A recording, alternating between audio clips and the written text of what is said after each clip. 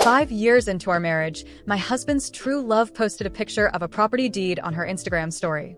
The caption read, "So grateful to Ricardo for transferring this house to me." I stared at the address. It was my address. Confused, I commented with just a question mark. Ricardo's accusatory call came immediately. "She's a single mom, Gabriella. Have some compassion. I just transferred the deed so her son can go to a better school. It doesn't affect us living here." His voice dripped with disdain. "Seriously, you have a heart of stone." Then I heard Mariana's fake, breathy sobs in the background. 30 minutes later, another Instagram story, this time tagging me. "A brand new Mercedes, worth at least 100 grand. Just bought this baby outright." You know what they say, a man's money goes where his heart is. I knew it was a sorry gift from Ricardo. This time, I had made up my mind. I was going to file for divorce. Ricardo came home that evening to find me staring at a birthday cake while swallowing a mifepristone pill. It was the first of the pills for a medication abortion. It was my birthday. I had bought the cake, hoping he would celebrate with me, planning to tell him I was pregnant. I had waited until 7 p.m., with unanswered calls and texts piling up. Only my comment on Mariana's post had gotten an immediate response, a furious tirade. I tried to explain, but he hung up and blocked me. The stress caused cramping and spotting. Ricardo glanced at the pills and the cake. "Whose birthday is it?" "Yours," he asked, frowning. Silently, I put the pills away and tossed the cake in the trash. "A friend's," I said flatly. He seemed relieved. "Your birthday's not until September 28th. It's only the 8th. 5 years of marriage, and he still got my birthday wrong." Ironically, he never forgot hers. He sat down beside me and handed me a small teddy bear. "Mariana asked me to give this to you. She was really upset by your passive-aggressive comment. Just apologize to her, Gabriella." The bear had a Mercedes logo, probably a freebie with a car, and a greasy stain. "I don't want it," I said. His brow furrowed. "What's your problem? She's being the bigger person, apologizing, and you can't even say sorry?" He tried to pull me up, presumably to force me to call Mariana. His grip was firm, and my injured right leg slammed into the coffee table. He had scolded me a week earlier while carrying a bowl of hot oatmeal and texting Mariana at the same time. He hadn't been looking, and the entire bowl landed on my foot, taking a layer of skin with it. He saw the fresh blood seeping through the bandage. "I'll take you to the hospital." "Okay," I agreed. In the car, Mariana's chirpy voice filled the speakers through the Bluetooth. "Welcome back, my CEO. Work hard. Make that money for me." Ricardo's face tightened. "Mariana left this in my car last time. I'll toss it later." "Don't bother," I said quietly. Silence returned. He looked at me surprised. "You're not angry?" I just pressed my lips together. I used to care about Mariana. Now, I didn't even care about him, let alone his mistress. "Just drive. It's late." The hospital was a mile away, just after a U-turn. His phone rang. He answered, a smile spreading across his face. It was Mariana, her voice sugary sweet, asking him to teach her how to drive the Mercedes one-handed. "Mariana has something urgent.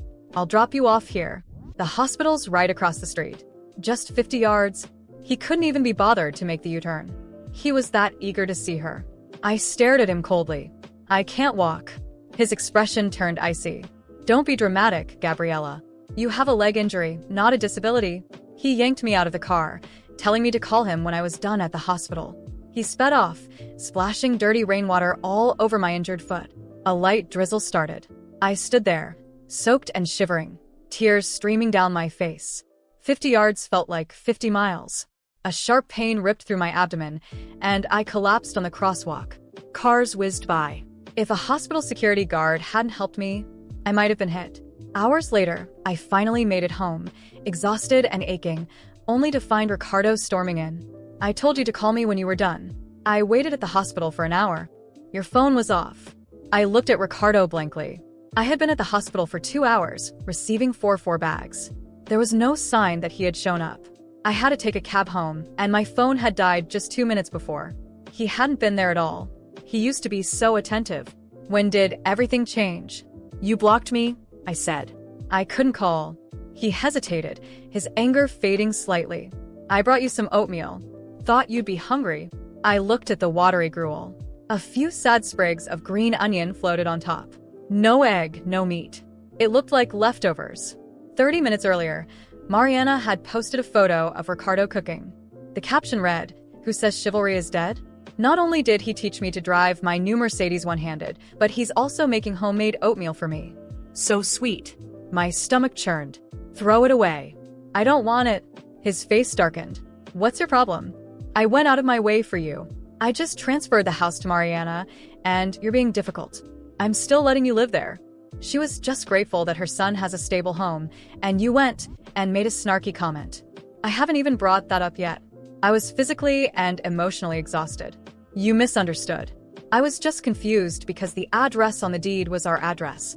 He cut me off. Misunderstood? Mariana's right about you. You're always so angry, so bitter. Anytime I talk to another woman, you get jealous and paranoid. There's something wrong with you.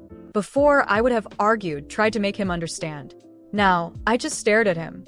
When he finally finished his rant, I asked calmly, "Are you done? Can you turn off the lights?" He glared at me and slammed the door on his way out, leaving the lights on. Moments later, another slam echoed. The front door this time. Usually, when he stormed off to Mariana's after a fight, I'd lie awake all night. Tonight, I slept soundly. The next day, I contacted a lawyer to start the divorce process. Ricardo disappeared for 3 days. I saw him for the first time in a vacation photo posted by his friend Carlos. A group shot of them with friends. Ricardo and Mariana stood side by side, wearing matching outfits, Mariana beaming. I liked the post. Ricardo called immediately. "I'll pick you up later. We're going to the beach with some friends," he added.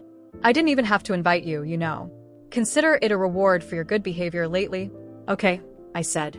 The divorce was already in motion. I didn't want to alert him.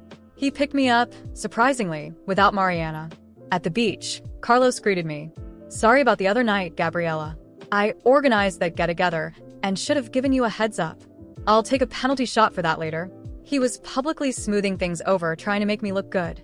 "It's fine," I said vaguely. "Work's been crazy lately. I heard you convinced the top execs to open a branch in Springfield." Congrats. More polite small talk. "We're considering," I said non-committally. Ricardo marched over, scowling. "Springfield? Why didn't you tell me?" I didn't approve that. I turned and looked at his furious face. The air thickened with tension. Ricardo continued his interrogation. Carlos awkwardly tried to defuse the situation, suggesting they start the barbecue once the grill was ready. Ricardo sat next to me, looking unusually anxious. I promised Mariana I'd transfer the house back after her son finishes elementary school. And, it's my house. I don't even have to explain myself to you. Okay, I replied calmly. Then a familiar figure appeared in the distance. My smile faltered. A young guy I'd never met, clearly a friend of Ricardo and Carlos, jumped up and waved excitedly. "Hey, Mariana. Ricardo's over here." A collective gasp rippled through the group. Carlos kicked the guy's foot and muttered something about him being clueless. "I need the restroom," I said, standing up. I didn't want a scene. I wanted to maintain some dignity. Ricardo glanced at me, then at Mariana, and didn't follow. When I returned, everyone was sitting on the beach, full from the barbecue. Mariana and Ricardo were nestled close together. I found a quiet spot away from them. "All right, everyone's here," Carlos announced. "Let's play truth or dare." Ricardo won the first round. Mariana lost. She chose truth. Ricardo went easy on her, asking about something happy that had happened recently. Mariana batted her eyelashes at Ricardo. I met an amazing guy, and within a day I had a house and a car. He even taught me to drive one-handed. She finished with a triumphant smirk in my direction. Most people there knew how she got in the house and car, but they always pretended not to notice. Mariana flaunting it was another story. The air grew thick with awkwardness. Even Carlos looked uncomfortable. Seeing that I wasn't reacting, he tried to keep the game going. Okay, round 2. Looks like it's Gabriella's turn this time. Mariana got to choose my dare. Truth, I said flatly. Mariana sauntered over with the beer. Let's make this interesting, Gabriella. How about a dare? Alarm bells rang. I choose truth. It's easy. Ricardo says you're a great swimmer. Swim a lap for us. She looked pointedly at my stomach. I'm not feeling well. I can't swim, I said firmly. Mariana pouted at Ricardo, who immediately bristled. You're a nationally ranked swimmer. You can't not swim. She apologized to you the other day, and now she's trying to be nice, and you can't even do this for her? He grabbed my arm, ignoring my protests, and with Mariana's help, dragged me toward the water. Mariana took a swig of beer. Here's to you, Gabriella. Show us what you've got. She chugged the entire bottle, putting me on the spot. I told you I don't want to swim, I snapped, irritated. And I didn't ask her to drink. And why can't I choose truth? Mariana started crying. Ricardo's face hardened. He slammed his beer bottle onto the sand. What's your problem? She's not even making it hard for you. She chugged a whole beer. Stop being so difficult. I looked at Ricardo, playing the hero, then at Mariana, fake sobbing. I laughed, a cold, hollow sound. Did I ask her to drink? I said I didn't want to swim, and she forced me. How is that not making it hard for me? Mariana's sobs intensified. Ricardo's face turned thunderous. He rolled up his pants legs. Fine. I'll swim with you, in front of everyone. He grabbed my hair and shoved me into the water. The cold shocked my skin. Water rushed up my nose, and I choked, coughing violently. He didn't let go. My eyes burned, tears and snot streaming down my face. Just as my lungs felt like they would burst, he finally let go. A wave crashed over me. I reached for his pants leg, but he kicked me away. The undertow pulled me under. Icy water engulfed me. It felt like an eternity before I finally surfaced, gasping for air. Ricardo was consoling Mariana, his arm around her. Don't cry. I took care of it. He walked over to me, looking down with contempt. Apologize to Mariana and chug a beer or everyone stared. Ricardo's eyes bored into me. My eyes filled with tears again, but this time they were tears of rage. Ricardo, I interrupted, my voice shaking. Expect papers from my lawyer. We're getting a divorce. Shock filled his eyes. I stumbled away, my legs weak. As I reached the street, everything went black. The last thing I heard were panicked voices. Someone call an ambulance. She's bleeding. There's so much blood. When I woke up, I was in a hospital room. The bright, sterile light momentarily blinded me, and the pain in my body made me wish for unconsciousness again. My abdomen throbbed, my head pounded, and my injured foot felt like it was on fire. A nurse appeared, adjusting the machines beside me. You collapsed on the street, ma'am. An ambulance brought you in, she said calmly, though her eyes carried something else. Pity, perhaps. I didn't need pity. Not after everything I'd endured. Ricardo wasn't there. Of course, he wasn't. A part of me knew he would never bother to show up. I asked the nurse if anyone had come looking for me, but she shook her head. Not yet. Do you want me to call someone? I shook my head, refusing. There was no one. For years, I had isolated myself, cut ties, and silently endured humiliation and betrayal to maintain a marriage that was clearly a farce. Ricardo had taken advantage of that. Mariana was just another pawn in his game of manipulation. But now I was done. The doctor arrived shortly after, explaining that stress and the fall had worsened my leg injury and caused internal complications. I would need complete rest. Rest. As if my life allowed for that. But something inside me had already shifted. As he spoke, I realized I didn't have to accept this anymore. Ricardo had treated me like an outsider in my own life, and Mariana? She had shamelessly enjoyed what was mine, as if it were her right. I felt anger, a deep, burning rage, but alongside it came a strange clarity. I spent 3 days in the hospital, every minute feeding the plan growing in my mind. It was no longer about surviving. It was about taking back control. The first step was simple. I called a lawyer. I explained everything from the house transfer to the episodes of abuse and humiliation. He stayed silent for a moment before saying, "This won't be easy, but we have a strong case." I didn't want it to be easy. I wanted it to be fair. He began preparing the paperwork, and I knew I was in for a long fight. When I was finally discharged, I returned home alone. Ricardo wasn't there, as expected. The house was silent, but there were traces of him, his shirt draped over the couch, a half-empty glass of whiskey on the coffee table. He probably thought I'd be grateful he still allowed me to live there. I picked up the glass and poured the liquid down the drain. I didn't want any trace of him in my life anymore. The next day, as I organized the house, my phone rang. It was Ricardo. I took a deep breath before answering. "You're out of the hospital?" he asked, with no hint of concern in his voice. "Yes," I replied curtly. He continued, "Good. Listen, Mariana and I are planning a little trip this weekend. I'll swing by to grab some things. Don't worry about it." He spoke as if nothing had happened, as if I were his housekeeper. Before I could respond, he hung up. My hands trembled with anger. but it was perfect. Letting him think he was in control was part of the plan.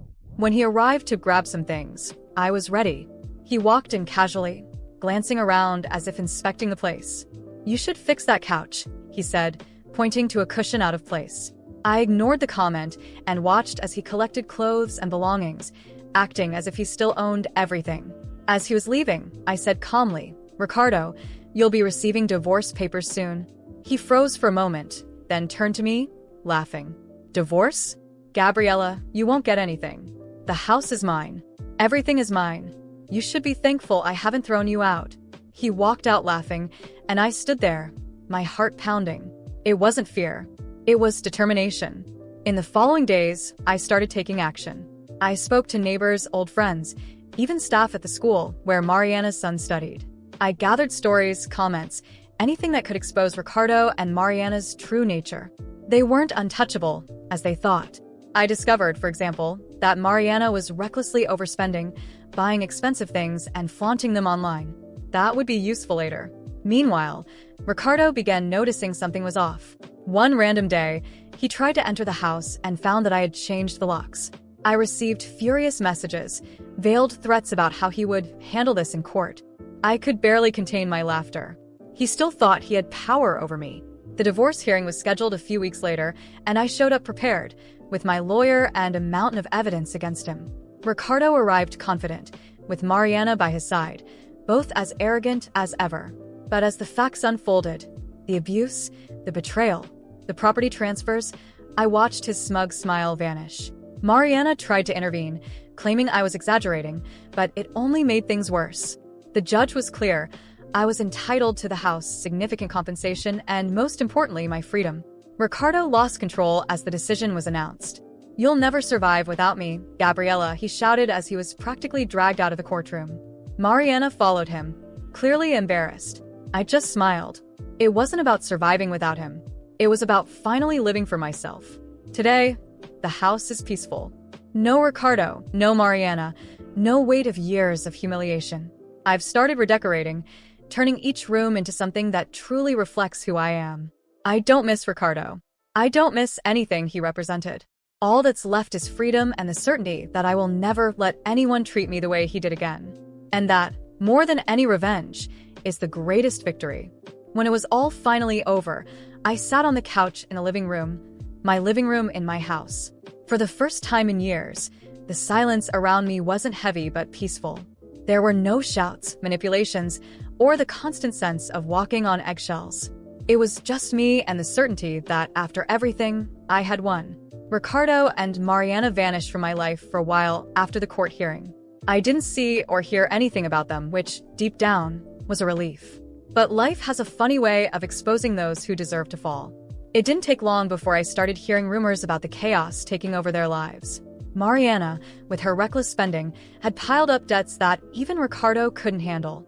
She sold the Mercedes she had flaunted so much online and began complaining publicly that men aren't what they used to be. It was almost comical to see her, someone who bragged about her luxurious life, now begging for attention on social media. Ricardo, on the other hand, was drowning in legal troubles. His business, which he had always used as a symbol of power, went bankrupt due to poor management and lawsuits from other shady ventures he had been running. He tried moving back in with his parents, but to my satisfaction, they rejected him. I learned he was living as a guest at a friend's place, someone who would likely grow tired of him soon enough. Ricardo had always had a talent for destroying everything around him, and now he was reaping what he sowed. My life, on the other hand, took a path I never thought possible. Once I finished redecorating the house, I felt it was time for a true fresh start. With the settlement I received from the divorce and some savings I had stashed away, I decided to invest in something I'd always dreamed of, starting my own business.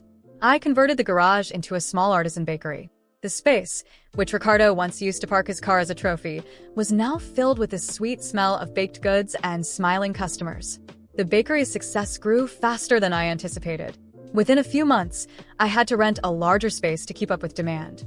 Today, I have 2 employees who help me run the business, and I'm already planning to open a second location. It's not just about the money. It's about finally having something that's entirely mine, something no one can take away. Still, the anger and resentment from everything I endured show up from time to time. I won't pretend I've completely moved on. There are days when I remember the insults, the humiliation, the times I doubted myself because of Ricardo. But the difference now is that those feelings no longer control me.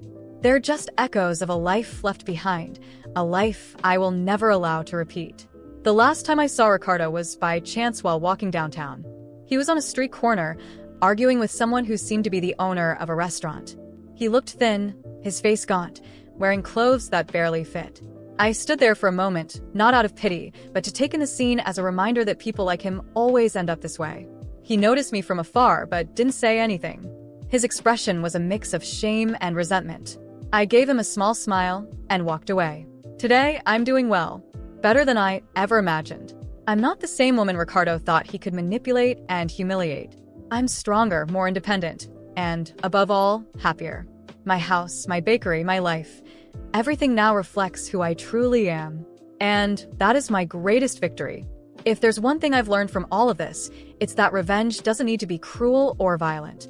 The best revenge is thriving in the face of chaos, proving that despite everything, you've rebuilt yourself and prospered. And I did exactly that. Ricardo and Mariana's story is just a chapter in the past now. My focus is on the future, a future that, for the first time, I can truly say is mine alone.